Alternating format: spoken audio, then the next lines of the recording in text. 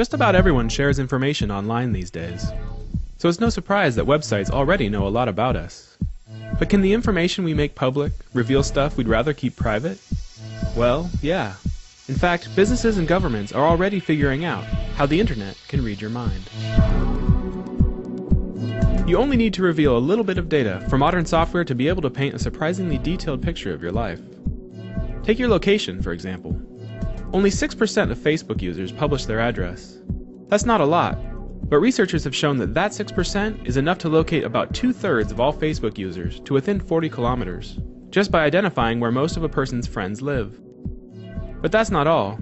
Others have shown it's possible to pinpoint a person's location to within 100 meters by looking at the GPS coordinates in the Twitter messages of that person's followers. Similar tricks can reveal who you're likely to be friends with, even if you've never officially connected online. At a basic level, this is because most new friendships close as sort of triangle. Say you're friends with Alice, and Alice is friends with Bob. By completing the triangle, there's a strong chance that you are also friends with Bob. If you include additional simple information, like when Alice met Bob and when you met Alice, the software can make a more accurate prediction. But location and friendship are one thing. You'd think figuring out what's going on in a person's head would be more difficult. Turns out, not so much.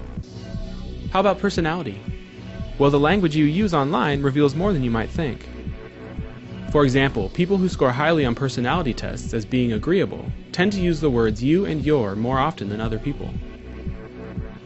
And conscientious people tend to avoid negative words like kill.